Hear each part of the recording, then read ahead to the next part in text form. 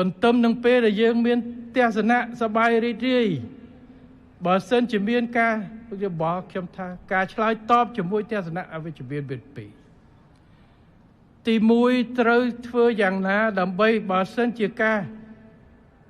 បកស្រាយការលើកឡើងនោះមិនពិតយើងត្រូវបង្ហាញការពិតកុំឲ្យមានការយល់ច្រឡំប៉ុន្តែអ្វីដែលជាស្នូលគឺត្រូវទទួលស្គាល់បើសិនជាអវិជ្ជមានឬអវិជ្ជមានត្រូវធ្វើយ៉ាងម៉េចពង្រឹងនិងកែលម្អវាឲ្យកាន់តែរឹងមាំនេះគឺជាទស្សនៈដែលយើងយកទៅត្រូវពង្រឹងពលាននេះតទៅទៀតបាទបើគេថានឹងបោះប្រទេសនេះប្រទេសនោះមិនពិតយើងត្រូវចេញទៅប្រាប់ថាអត់ទេអានឹងបោះខ្មែរកូនខ្មែរ 90% ធ្វើមិនជំពាក់ស្អីទេឲ្យបងប្អូនមហាជនបានធ្វើបើសិនជាគេលើកបញ្ហាសេវាកម្មមានបញ្ហាយើងត្រូវទី1កុំអាលបដិសេធត្រូវទៅមើលសិនតើមានបញ្ហាអត់បើមានបញ្ហាត្រូវដោះស្រាយឲ្យពង្រឹងឲ្យបាន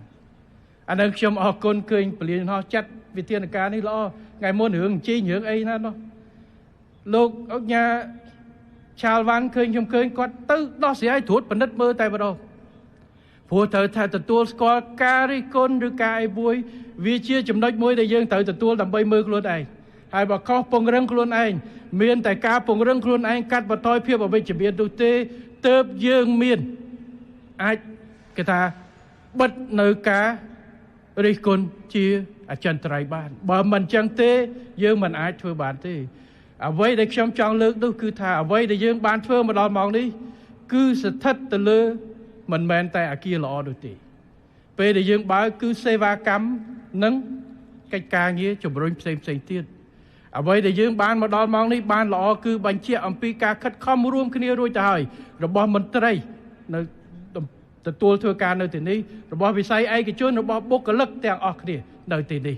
អញ្ចឹងខ្ញុំសូមធ្វើការកោតសរសើរឲ្យបន្តកិច្ចការងារនេះបាទដើម្បីយើងពង្រឹងខ្លួនយើង